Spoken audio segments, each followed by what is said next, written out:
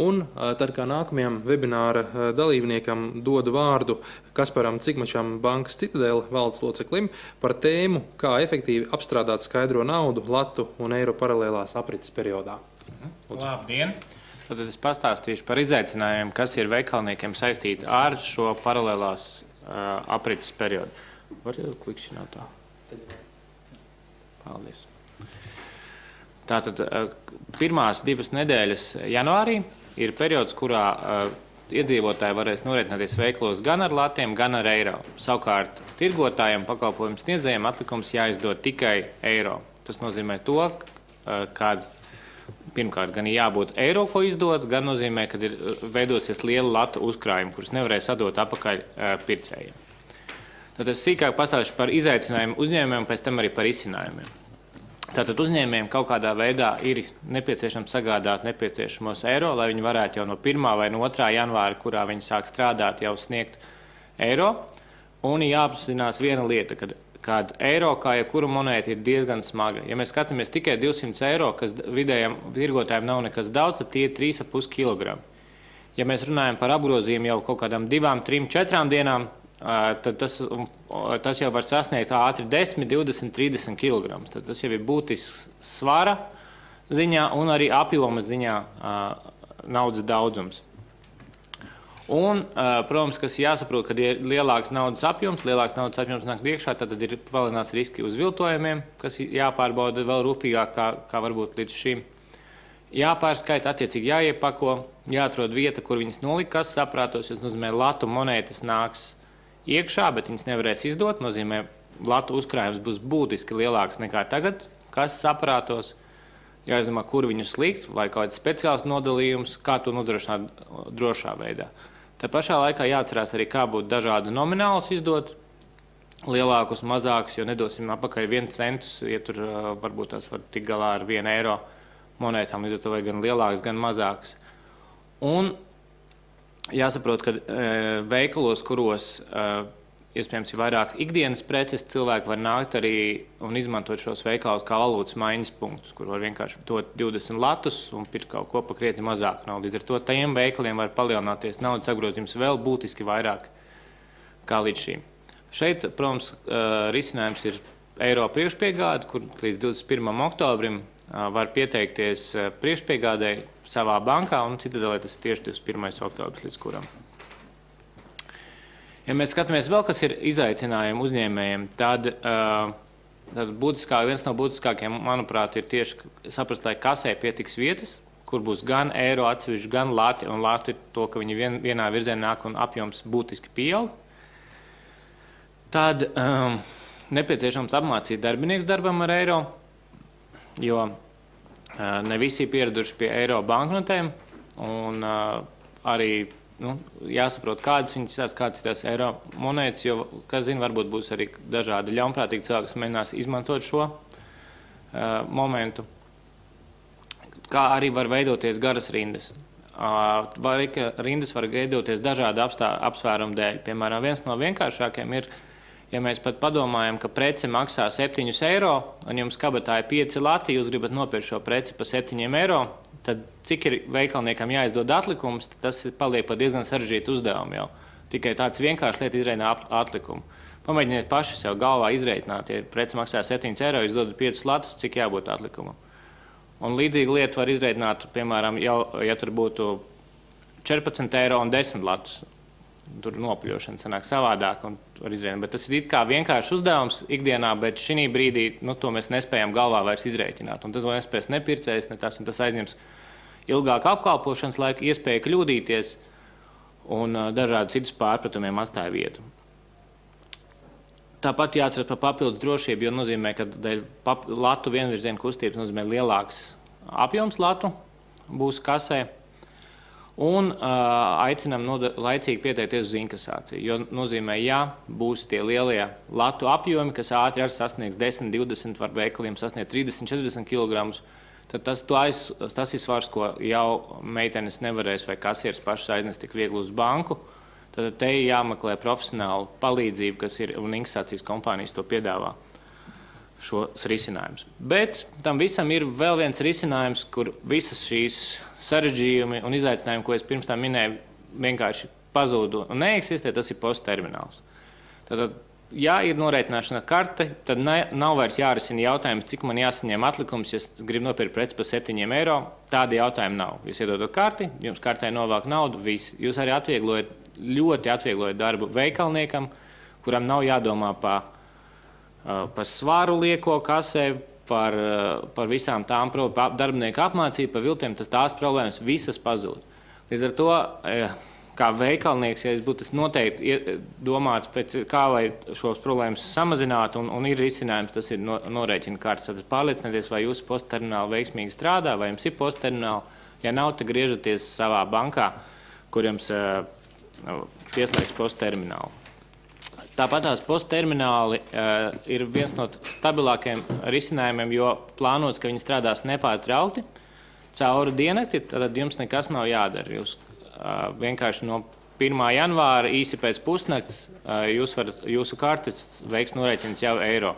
Banka jūsu vietā būs veikusi visas konvertācijas. Tas, ko vienīgais, protams, es gribēju pieminēt, kad labāk būtu norēķināties ne uzreiz pēc pusnakts, bet bišķiņ vēlāk, jo ir daži degvielas stacijas, kas teica, ka viņiem ir vēl citi procesi, kas plānoti 1. janvāra naktī, līdz ar to viņi varētu nestrādāt. Bet no 1. janvāra rīta visas kartes vajadzētu būt pieejamam un brīvi norēķināties. Un vēl viena lieta ir, ko veikalnieki paši var darīt, lai atvieglotu sev dzīvi. Es zinu veikalniekus, kas speciāli dos atlaides klientiem, kas norisinās ar karti, vai arī lielākiem veikaliem viņi var arī organizēt darbu tā, ka ir dažādas kases. Piemēram, viena kase, kas pieņem latus, bet pārējās visas kases ir uz karti un uz eiro monētām. Tas arī būtiski atvieglo veikalniekam šīs problēmas, tādā veidā novirzot arī klientus vairāk uz karšu un uz eiro norēķiniem un tādā veidā samazinot šīs problēmas, kas saistītas ar latus pieņemšanu. Tad, protams, būs klienti, kas atnesīs skaidru naudu un kas atnesīs latus, un tad jautājums, ko tad darīt ar viņiem īsti. Tātad, tas, ko citu valstu pieredze rāda, ka bankās būs rindas, un ja ir arī kāds pieredze tagad aiziednes uz banku savu lieko naudu veikalnieks, tad tas iespējams būs sarežģītāk, tas būs iespējams, bet tas būs sarežģītāk, jo nozīmē, ka bankā būs rinda, būs cilvēki, kas dažādi citas operācijas vairāk veids, līdz ar to pat Igaunijas pieredze rāda, ka vai 2–3 stundas kasierim jāstāv rindā, lai nodotu naudu. Tas ir laiks, kurā īstenībā ir lielāks apgrozījums veikalā, kur tam kasierim būtu tieši darbs strādāt ar klientiem un apkalpot viņus. Tā kā tas ir, tāpēc stingri iesakām padomāt par inkasāciju, lai atvieglotu šo momentu. Tāpat laicīgi pieteikties priekšpiegādē, un arī padomāt par latus tā saucamo savākšanas procesu. Jo, kā es teicu, ka ja veikalos tur veidojās 20–30 kg monētu, tad būtu labi, ka kāds profesionāls aizrodas pakaļ un viņus aizved uz banku un ieskaitījums konta atlikumu. Piemēram, Citadeles banka pat saviem esošajiem inkasācijas klientiem organizēs speciālu latu monētu savākšanas braucienus, tādā veidā atvieglojot tieši darbu ar monētām. Bet ļoti iesakām laicīgi pieteikties, jo skaidrs, ka pieprasījums pēc šī pakalpojuma būs ļoti liels, un mēs jau tagad redzam pēc pieprasījuma, ka viņš ir daudzos tūkstošos. Un tas nozīmē, ka mēs visdrīzāk to spēsim nodrošināt tikai mūsu esošiem klientiem un nevaram garantēt kādam, kas pieteiksies tikai janvārī. Tā kā lūdzu pieskaties to laicīgi. Un arī zinu, ka līdzīgi ir citās inkasācijas kompānijās. Tātad, un vēl viena būtiska lieta, ko cilvēki bieži varbūt maldīgi uzskata, ir, ka inkasācijas pakalpojums nemazām nav tik dārgs īstenībā, ja zina. Tad, ja mēs skatāmies, tad viena veikala inkasācija bieži vien maksā lētāk nekā pašam aizbraukt līdz bankai un apakaļ. Pat īstenībā, es domāju, vairums gadījumos tas sanāk lētāk. Noteikti lētāk kā taksis un vairums gadījumos pat lētāk nekā pašam braukt ar mašīnu vai pat iet ar kājām. Un inkasācija, protams, jāatceras, tas ir droši, nauda ir apdrošināta, tā notiek speciālā bruņa transportā, ko diez vai katrs pats kasieris spēj nodrošināt, un to veids profesionāli apmācīti darbinieki. Tādējādi samazinās riski, par kuriem vēlāk arī kolēģis stāstīs par riskiem, kas saistīti ar skaidru naudu. Nav jautājums par svaru, kurš jāpārnesā kasierēm, kuras ne visas spēj varbūt tās 30–50 kg nesāt vairākas reizes dienā. Un Es esmu dzirdējis argumentus, ka dažreiz kasieris saka, nē, man patīk iet uz banku un es nav, tad es varu aiziet uz centru, aiziet uz veikalu pa ceļam un tā tālāk. Bet, ja padomājam, vai šīs pastāvīgas tiešām ir tā vērtas, un tad tā jāriskē ar kasieri, kurai ir Somiņā vairāki tūkstoši. Es domāju, ka to var izdarīt, organizēt arī savādāk, ka inkasators savāc naudu, un tad joprojām kasieri var aizbraukt uz centru, uz veikalu, bet bez šī liekā riska, kas rodās, kas viņai Somiņā zaudējot to naudu iespējams. Tātad, un par inkasāciju, kur to visam pieteikties, tātad, Citadele ir vienīgā banka, kas pati gan sniedz inkasācijas pakalpojumus, gan arī nodarbojas ar bankas pakalpojumiem, bet jūs varat pieteikties, protams, inkasācijai arī citās inkasācijas kompānijās un arī citās bankās. Un arī Citadeles bankas inkasācija inkasē citu banku klients, pat ja jums konts ir citā bankā. Citadeles inkasācijas speciālisti var jums to nodrošināt un pārskaitīt naudu pēc inkasācijas uz jūsu kontu. Tā kā droši pieskaties pie saviem banku menedžeriem, un es ļoti iesaku neatstāt to uz pēdējo brīdi.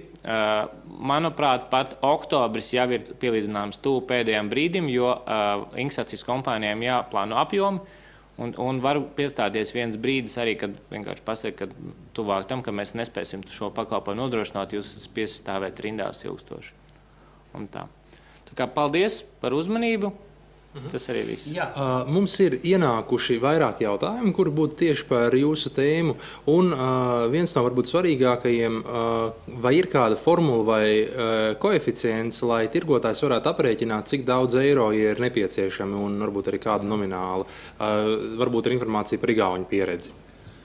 Tas ir ļoti atkarīgs no konkrētā veikala specifikas, tāpēc arī es domāju, publiski īsti formulas tādas vienotas nav. Ja mēs padomājam, piemēram, lielo preču tirgotājus, tad skaidrs, ka viņam diez vai būs, piemēram, optikas veikaliem, kur preču vērtība nedaudz lielāka, diez vai cilvēks ies tāpat vien tikai pirkt brilles, lai apmainītu latus pret eiro. Bet ja mēs runājam par kaut kādu kožļenu veikalu vai kaut kādu, tad šis efekts būs lielāks. Un veikalos, kur ir šis efekts, kad cilvēki var papildus mainīt, es domāju, tur ir jāreizina būtiski kaut kāds Igaunijas pieredzes līdz 3-4 reizēm apgrozījums pieaug tikai no tā pirmajās dienās, kad cilvēki papildus pērk kožļenes, lai tiktu vaļā no lielājām banknotēm. Tas nozīmē, jums ir jāplāno 3-4 vairāk tā apakaļ izdotā nauda, jo jums būs nāks ar lielākiem banknotēm un vairāk Tas ir tiem, kam ir sevišķi tās mazās ikdienas preces, es domāju, tiem ir vairāk jāpielieto kaut kādi lielāki koeficientam aprēķinam. Tāpat jāsaprot, vēl kas aprēķinās, jāņem vērā, ka ja veikali visdrīzāk uzsāks darbu 2. janvārī, tad diez vai uz 3. janvārī jau tiksiet uz banku un 4. Tātad jums vajadzētu plānot naudu 3-4 dienām, plus to reizināt atkarībā jūsu tos preces specifiku ar apgrozījumu, tātad mazam veikaliem to reizināt, tad reiz 3, kur ir lielās preces, varētu tik liela arī nereizināt viņu. Un saprast, kad jūs varēsiet nākamreiz tikt uz banku. Un tad vēl mums ir 2 jautājumi, kurus var uzdot kopīgi par inkasācijas un posttermināļa un priekšpiegādes izmaksām. Un tad, ja mēs par Citadeli runājam, vai ir atšķirības starp Citadeles klientu un ne Citadeles klientu? Jūs minējāt inkasāciju, ka jūs piedāvājat, vai tur ir cenas atšķirības? Nav būtiskas atšķirības par to, vai inkasācija ir Citadeles klientam, vai viņš to naudu pārskatās uz kontu Citadeles bankā vai naudu citā bankā. Ir samērā neliela atšķirība, un tur jāstāsta vairāk no konkrētā gadījuma, jo inkasācijas pakalpojuma cena atšķirās no savākšanas laika, biežuma un no daudziem citiem apsvērumiem, un tur iespējams šis pārskaitījums tas vairs tik būtiski neietekmē vairs to. Bet varbūt runājot par tieši inkasāciju, ja ir kāds, mazs veikaliņš vai arī konditorei, piemēram, jūs varat dot kaut kādu ciparu, teiksim, mazajiem uzņēmējiem, kas ir tas, ar ko jārēķinās. Tad jūs teicāt, takša cena? Es gribu teikt, ka vairums gadījumos tā ir zem takša cenas, bet, ja mēs tā skatāmies, ja tas ir lielajos reģionos, Citadele ir pārstāvēts 6 pilsētās Rīgā un vēl 5 ārpus lielajās Rīgās reģionos, un laiks ir inkasācijas kompānijas noteikts laiks, tad, ja tur mēs tajā pilsētā esam tādā laikā, tad cena, es domāju, būtu pat zem 5 latiem. ko mēs runājam. Tajos gadījumos jau viss sāk krīt. Protams, ja tur ir atkal specifisks prasības uz laiku, lielāka apjoma, tad tā cena var uziet arī nedaudz virs, bet orientējoši tas ir viena inkasācija maksā par to, kas nav vairs daudz, un ja salīdzina to, ka mēs inkasējam vairākus, tur bieži vien veikalnieks pat virs 1000, un tie riski, kam tas viss ir pakļauts, es domāju, tas ir tas, ko var atļauties. Vai jūs varat ieskicēt arī par priekšpiegādes un posttermināļu izmaksām, vai arī to varbūt ir kaut kur jāmeklē informācija? Tas veikalnieki to zina, tas ir veikalnieki, kad sazinās savu banku, tad viņi konkrētai kartē. Jā, bankā to sazināties, kaut ko noskaidrot. Jā, bet tas arī šeit, ja raksturot visas tās problēmas, kas tām 2 nedēļām būs, es domāju, tas ir būtiski vienkāršāk un atvieglos to darbu. Un mūsdienās, kāpēc lai nelietot karti? Pastāv iespēja arī ierīkot, piemēram, karti konditorijā tikai uz šo te pārejas periodu, piemēram, janvāri? Nē, drīzāk, ka nē.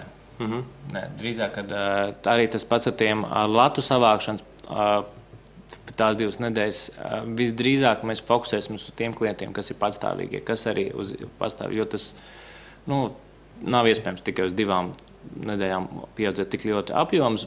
Protams, ja jūs gribat tikai 2, varat pieteikties un varbūt tās arī sanāk, bet tos es negribētu apsolīt, ka mēs varēsim tādiem klientiem nodrošināt to visu. Vēl viens jautājums ienāca vidēji lieluma uzņēmumam. Cik bieži ir nepieciešama inkasācija, vai jūs varat kaut kādu raksturu lielumu līdzīgu koeficientu iedot formulu? Tas ir atkarīgs no dienas apgrozījuma, jo parasti, kas notiekās, tad, ja jūs netaisat šodien inkasāciju un atliek uz rītdienu, parītdienu vai aizparītdienu, tad jums tā nauda kaut kur stāv. Viņa stāv jūsu seifā, un tad tas ir kaut kāds risks, ko jūs uzņematies. Jo jūs biežāk braucat, jums ir mazāks tas risks. Un tas ir atkarībā no katra uzņēmēja. Vai viņš ir mieri, ka viņam paliek seifā 50 lati, 100 lati, 200 000. Un cik labs viņam ir seifs šim riskam, un tad to risku samazināt. Tas ir ļoti atšķirīgs no konkrētā uzņēmēja un viņa pārējiem drošības. Mēs varam nodrošināt vairums punktos, Rīgā noteikti katru dienu, bet vairums punktos katru otro dienu noteikti var nodrošināt inkasāciju. Un pēdējais jautājums jums, ja pēc 1. janvāra kasierim uzņēmumam darba laikā beidzas eiro monētas vai banknotes, vai drīkst izsniegt latus, ja tie ir uz vietas? Tas, laikam, gluži būtu man jājautā, bet jājautā kādam no eiro. Šeit tad es, laikam, var atbildēt nē, ka uzņēmumi latus izdot nedrīkst. Vienīgā vieta, kur drīkst izdot latus pēc 1. janvāra, ir sabiedriskajā transportā. Ja jūs norēķinaties ar latiem, tad jūs maksājat ar latiem, tad jūs saņemat atpakaļ latus un santīmus. Ja jūs maksājat eiro, tad jūs saņemat eiro valūtā. Visos pārējos gadījumos tad jūs vienmēr saņemsiet atpakaļ eiro, līdz ar to uzņēmumiem tad ir jādomā par to.